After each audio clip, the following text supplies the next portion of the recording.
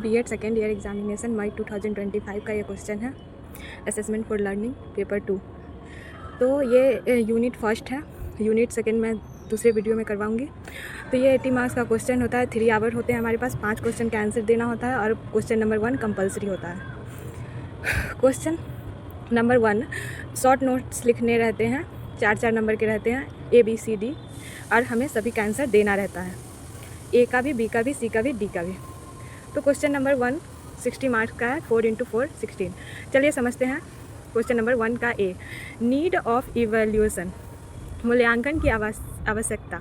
तो मूल्यांकन की क्या आवश्यकता है, तो समझते हैं मूल्यांकन की आवश्यकता। तो मूल्यांकन की क्या आवश्यकता है, तो evaluation helps to know how much a student has learn. तो मूल्यांकन से पता चलता है कि छात्र ने कितना सीखा है, कितना पढ़ा है, कितना सीखा है, क्या सीखा है, ये सब मूल्यांकन से पता चलता है। It identifies students strength and weakness. तो मूल्यांकन है सो स्टूडेंट का स्ट्रेंथ और वीकनेस, कमजोरी और ताकत को पहचानने में हेल्प करता है। It guides teachers to improve their teaching method. तो यह शिक्षकों को उनकी शिक्षण विधियों को सुधारने में मदद करता है। ये टीचर को गाइड करता है कि कौन सा मेथड यूज करेंगे तो बच्चे में इम्प्रूवमेंट आएगा। तो ऐसे ही पॉइंट वाइज लिखेंगे आंसर को क्लियरली, तो हमें अच्छे मार्क्स मिलेंगे। तो it helps in making decision about promotion and certification. तो यह प्रोमोशन में, मूल्यांकन प्रोमोशन में और सर्टिफिकेशन में हेल्प करता है। अब क्वेश्चन नंबर 1 का B, चेक लिस्ट, जाँच सूची। तो a check list is a list of items और behaviours to be observed. Check list, जाँच सूची उन वस्तुओं या व्यवहारों की सूची होती है जिनका अवलोकन करना होता है। और चेक लिस्ट वह लिस्ट होता है आइटम का, बिहेवियर को एब्जॉर्व करता है, वो सब चेक लिस्ट में लिखा होता है। इट हैज़ सिंपल येस और नो ऑप्शन। इसमें सिंपल येस और नो का ऑप्शन होता है। It is used to check whether a skill और टास्क इज कम्प्लीटेड। ये ना इसमें लिखा रहेगा टास्क कंप्लीट हुआ या नहीं। इसका उपयोग यह जांचने के लिए किया जाता है कि कोई कौशल कार्य पूरा हुआ या नहीं। चेकलिस्ट का use, teacher use it to assess activities, project और प्रैक्टिकल वर्क इजीली। तो टीचर इससे ये पता लगाते हैं कि activities, project work, practical work easily, मतलब पता चल जाता है कि हुआ या ना हुआ। हो गया होगा तो चेकलिस्ट में येस, और नहीं हुआ होगा तो नो। तो शिक्षक का इसका उपयोग गतिविधियों, परियोजनाओं और प्रैक्टिकल कार्यों का आसानी से आकलन करने के लिए करते हैं। एग्ज़ाम ऑन डिमांड, मांग पर परीक्षा। तो एग्ज़ाम ऑन डिमांड ये क्वेश्चन 2025 में C नंबर है। तो exam on demand is a flexible assessment system. ये एक फ्लैक्सीबल असेसमेंट सिस्टम है। Student can take the exam whenever they feel ready. तो छात्र जब भी तैयार महसूस करे परीक्षा दे सकते हैं। इट रिड्यूस एग्ज़ाम स्ट्रेस और अलाउ सेल्फ पेस्ड लर्निंग। तो यह परीक्षा की तनाव को कम करता है, अपनी गति को से सीखने का अवसर देती है। हाँ, तो इसका उपयोग ज़्यादातर it is mostly used in online और कॉम्पिटेंसी बेस्ड एजुकेशन। तो इसका उपयोग ज़्यादातर ऑनलाइन या योग्यता आधारित शिक्षा में किया जाता है। स्केल ऑफ मेजरमेंट, माप का स्तर, 1 का D है। Scale of measurement are rules to assign numbers to object और इवेंट्स। तो माप स्तर वे नियम है जिनसे वस्तुओं या घटनाओं को संख्या दी जाती है। तो इसमें नंबर्स में मेजर करते हैं। और there are 4 types, nominal, ordinal, interval, ratio. तो nominal scale label categories that is gender, subject name, और ordinal scale so first, second, third rank but no fixed differences. तो अब ये क्वेश्चन नंबर 2 है, ये 16 मार्क्स का 1 क्वेश्चन है, 1 खत्म हो गया क्वेश्चन नंबर, अब ये 2 है। तो what do you understand by assessment, discuss its importance and principle involve in carrying out assessment of the performance of the learner.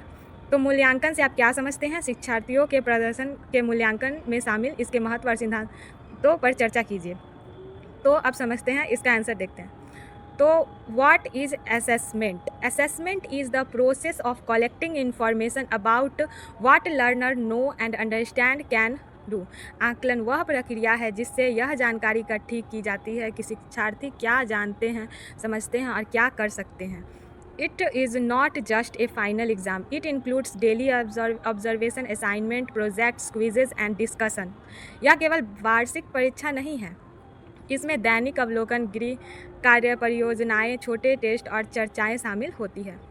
The main purpose of assessment to improve student learning, not just give marks and grade. आकलन का मुख्य उद्देश्य छात्रों की सीख को सुधारना और न कि केवल अंक और ग्रेड देना. Assessment helps teacher know where student are struggling and where they are excelling. तो असेसमेंट आकलन से शिक्षक को पता चलता है कि छात्र कहाँ कठिनाई महसूस कर रहे हैं और कहाँ अच्छा कर रहे हैं. In short, assessment is the continuous systematic process of judging learner progress. तो संक्षेप में आकलन शिक्षार्थियों की प्रगति को जांचने की एक सतत और व्यवस्थित प्रक्रिया है. Importance of assessment. तो first, assessment guide teachers to improve their teaching method based on student need. आकलन शिक्षक को छात्रों की ज़रूरतों के अनुसार अपनी शिक्षण विधियां सुधारने का मार्ग दिखाता है. Second, it helps identify each student strength and weaknesses individually. यह ना इंडिविजुअली हर एक बच्चा का स्ट्रेंथ और वीकनेसेस को पहचानने में हेल्प करता है. Assessment. Third, regular assessment motivate student to study consistently avoid last minute cramming. तो नियमित आकलन छात्रों को नियमित पढ़ने के लिए प्रेरित करता है और रट्टा लगाने से बचाता है. तो fourth, assessment provide useful feedback to student so they can correct their mistake. आकलन छात्रों को उपयोगी प्रतिपुष्टि देता है ताकि वे अपनी गलतियां सुधार सकें. Fifth, it helps in making important decision like promotion, certification, subject selection. यह पास करने, प्रमाण पत्र देने और विषय चुनने जैसे महत्वपूर्ण निर्णय लेने में सहायक होता है. Assessment improve the quality of education by making learning goal. Principle of assessment. तो मेरे चैनल पे प्रिंसिपल ऑफ असेसमेंट अच्छी तरीके से समझाया गया होगा, आप लोग वहाँ देख लें, ये समझ. Assessing the performance of learner. शिक्षार्थियों के प्रदर्शन का आकलन. तो learner performance means how well a student is achieving learning goal in term of knowledge, skills और बिहेवियर. तो शिक्षार्थी का मतलब स्टूडेंट का प्रदर्शन बताता है कि छात्र ज्ञान, कौशल, व्यवहार के मामले में सीखने के लक्ष्यों को कितना अच्छे से प्राप्त कर रहा है, गोल को कितने अच्छे से अचीव कर रहा है. To assess performance teachers should use multiple methods like test, observation, project, portfolio, oral questions. पर प्रदर्शन का आकलन करने के लिए शिक्षकों को कई तरीकों का उपयोग करना चाहिए, जैसे टेस्ट, अवलोकन, परियोजनाएं, पोर्टफोलियो और मौखिक प्रश्न. तो performance assessment focuses on what a student can actually do और not just what they remember. तो प्रदर्शन आकलन इस बात पर केंद्रित है कि छात्र वास्तव में क्या कर सकता है, न कि केवल क्या याद है उसे. For example, in science, instead of asking theory only, ask the student to perform an experiment. उदाहरण के लिए विज्ञान में केवल सिद्धांत पूछने के बजाय छात्र से प्रयोग करने को कहें. तो record performance over time to see progress, not just one time marks.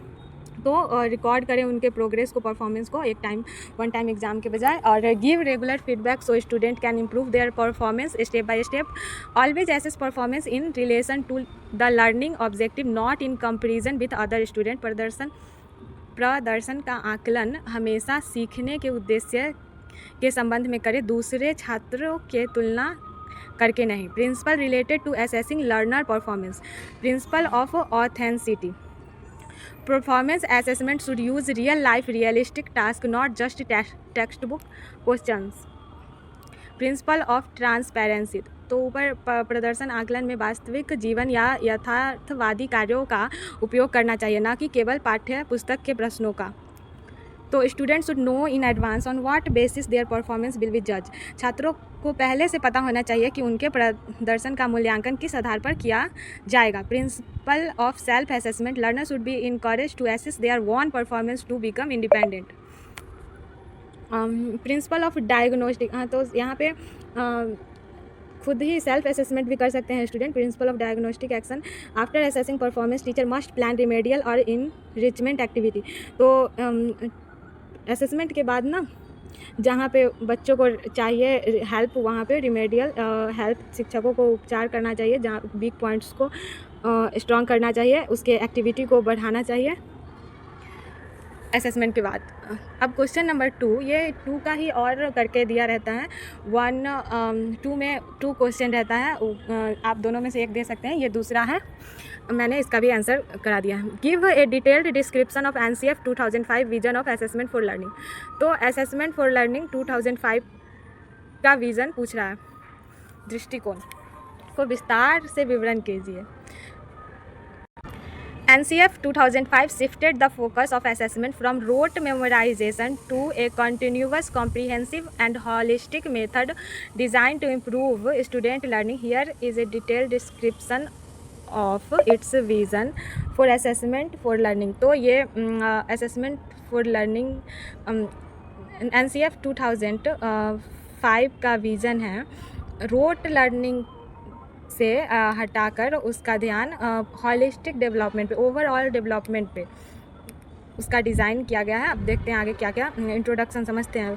NCF 2005 vision of assessment for learning, ये है इंट्रोडक्शन। द नेशनल, हाँ, तो NCF 2005 डिज़ाइन किया गया है स्टूडेंट के लर्निंग को इम्प्रूव करने के लिए। तो ये रोट लर्निंग से, मेमोराइजेशन से, कंटिन्यूअस एंड कॉम्प्रिहेंसिव और हॉलिस्टिक मेथड पे फोकस करता है। NCF 2005 vision assessment for learning राष्ट्रीय पाठ्यचर्या रूपरेखा 2005 के अधिगम के लिए आकलन की दृष्टि। इंट्रोडक्शन, परिचय। The National Curriculum Framework NCF 2005 is a landmark document that guides school education in India. वह स्कूल एजुकेशन को गाइड करता है। NCF 2005 नेशनल करिकुलम फ्रेमवर्क होता है इसका फुल फॉर्म। तो it shifted the focus from text book centred rote learning to teacher से learner centric and constructivist approach. यह चाइल्ड को सेंटर में रखता है, टेक्स्ट बुक को नहीं, और कंस्ट्रक्टिव अप्रोच को अपनाता है। NCF 2005 रट्टा शिक्षा से हटकर शिक्षार्थी केंद्रित और रचनावादी दृष्टिकोण पर ध्यान देती है। तो यह ना कंस्ट्रक्टिव लर्निंग पे फोकस करती है। NCF 2005 assessment is not about passing और failing but it a tool to improve student learning. NCF 2005 pass और फेल होने पे नहीं है, यह स्टूडेंट के लर्निंग को इम्प्रूव करने पे है। यह पास फेल करने के बारे में नहीं है, बल्कि विद्यार्थी के अधिगम को सुधारने का एक साधन है। The goal is to make learning a joyful. NCF 2005 का गोल है कि लर्निंग जॉयफुल हो, स्ट्रेस फ्री हो, मीनिंगफुल हो, एक्सपीरियंसेस फॉर एवरी चाइल्ड। लक्ष्य है हर बच्चे के लिए सीखने को एक अलग आनंददायक और तनाव मुक्त सार्थक अनुभव बनाना। NCF 2005 का fundamental shift from assessment of learning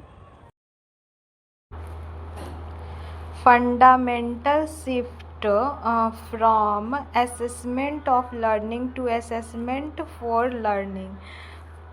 तो अधिगम का आकलन से अधिगम के लिए आकलन की ओर बढ़ना, ये है NCF 2005 का गोल था। द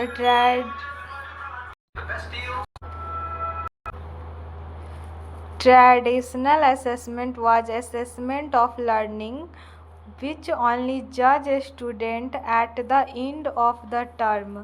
पारंपरिक आकलन अधिगम का आकलन था जो केवल सत्र के अंत में विद्यार्थियों का मूल्यांकन करता था। तो ये एक लास्ट में एक समेटिव असेसमेंट एग्ज़ाम होता था और एक फॉर्मेटिव और समेटिव असेसमेंट एग्ज़ाम। तो ये ना पूरे साल बाकी कोई ऑब्जर्वेशन आकलन नहीं करता था। तो NCF 2005 proposed assessment for learning which is ongoing process to support student during learning। NCF 2005 ने अधिगम के लिए आकलन का प्रस्ताव रखा जो सीखने के दौरान विद्यार्थियों का समर्थन करने की एक सतत प्रक्रिया है। तो ये ना ऑन गोइंग प्रोसेस है, लर्निंग के दौरान का प्रोसेस है। असेसमेंट ये NCF 2005 प्रपोज किया, और the main purpose is to diagnose learning gap, provide remedial help immediately. तो मुख्य उद्देश्य अधिगम की कमियों का निदान करना और तुरंत उपचार करना, सहायता प्रदान करना है। Detailed vision of assessment as per NCF 5।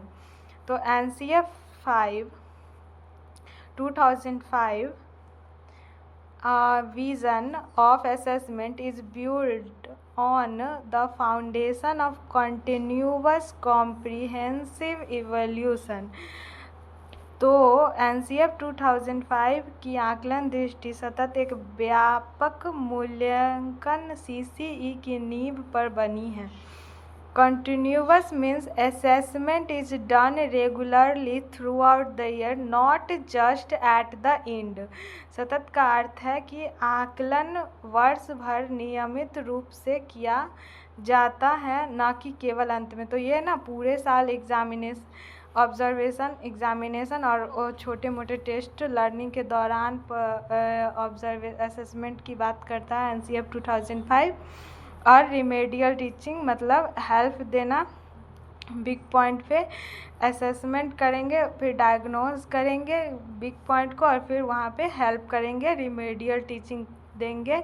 Continuous मतलब पूरे साल एसेस करना, पूरे साल आकलन करना। Comprehensive means it cover both scholastic मतलब एकेडमिक और स्कॉलेस्टिक लाइफ स्किल और एटीट्यूड एरिया। व्यापक का अर्थ है कि यह शैक्षणिक और सह-शैक्षणिक जीवन कौशल दृष्टिकोण दोनों क्षेत्रों को शामिल करता है। असेसमेंट इज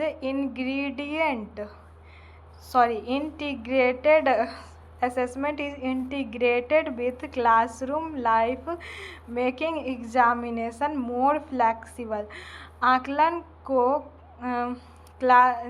सिर्फ क्लास के लाइफ के साथ नहीं जोड़ा गया है इसमें, जिससे परीक्षाएं अधिक इससे ना हर एक एग्ज़ाम फ्लेक्सिबल हो गया है। मतलब इसमें पूरे साल हम लोग बच्चों को ऑब्जर्व करते हैं, इसमें अलग अलग एक्टिविटी को इन्वॉल्व कर दिया गया है, सिर्फ रोड लर्निंग नहीं होता है इसमें। The framework support the use of diverse assessment method like project, portfolio, oral exam, group work. यह ढांचा आकलन के विविध तरीकों जैसे परियोजनाएं, पोर्टफोलियो, मौखिक परीक्षा और समूह कार्य के लिए उपयोग का सार्थक समर्थन करता है।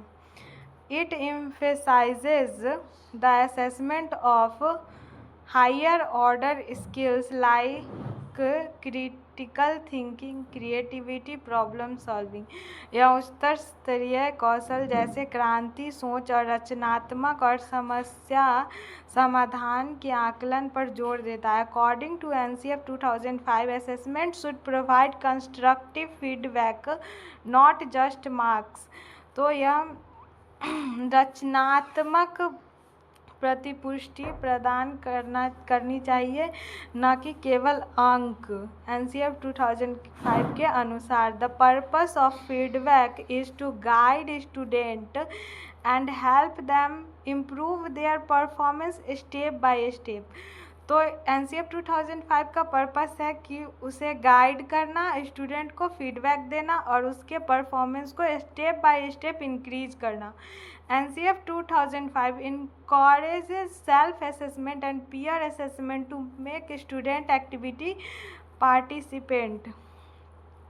तो NCF 2005 विद्यार्थियों को सक्रिय भागीदार बनाने के लिए उसके सहपाठियों आकलन पीयर असेसमेंट को प्रोत्साहित करता है और सेल्फ असेसमेंट को भी। It recommends reducing the emphasis on board exam instead of promoting school based assessment। तो यह बोर्ड परीक्षाओं पर जोर कम करने और उसके स्थान पर स्कूल आधारित आकलन को बढ़ावा देने की सिफारिश करता है NCF 2005। की पॉइंट्स और कंक्लूज़न, तो हम लोग हर एक आंसर में कंक्लूज़न ज़रूर लिखेंगे, इससे हमारे मार्क्स इम्प्रूव होंगे। NCF 2005 vision of assessment was a major shift from rote memorization to competency based learning। तो यह रट्टा से हटाकर योग्यता आधारित अधिगम की ओर एक बड़ा बदलाव है। यह rote memorization to competency based learning पे ज़्यादा फोकस करता है, रोट मेमोराइजेशन को सपोर्ट नहीं करता है। It led the foundation for, इसका फाउंडेशन मतलब बिल्ड हुआ है इस पे continuous and comprehensive evolution CCE, continuous and comprehensive evolution system later adopted by CBSE। इसका नींव कंटिन्यूअस NCF 2005 का नींव रखा गया है कंटिन्यूअस एंड कॉम्प्रिहेंसिव इवोल्यूशन पे सिस्टम पे। और इन समरी अब समझते हैं, NCF 2005 made assessment an integral part of learning process to promote holistic development. तो यह NCF 2005 आकलन को अधिगम प्रक्रिया का एक अभिन्न अंग, इंटीग्रल पार्ट ऑफ लर्निंग है हो गया, बना दिया ताकि हॉलिस्टिक समग्र विकास को बढ़ावा दिया जा सके। तो NCF 2005 को इंटीग्रल पार्ट बना दिया गया लर्निंग का, ताकि समग्र हॉलिस्टिक डेवलपमेंट हो सके, ओवरऑल डेवलपमेंट हो सके बच्चों का, सिर्फ रट्टा ना मारे और भी लर्निंग हो। इसलिए दैट्स ऑल फॉर टुडे। मिलते हैं नेक्स्ट वीडियो में जिसमें यूनिट 2 का क्वेश्चन कराया जाएगा। Thanks for watching.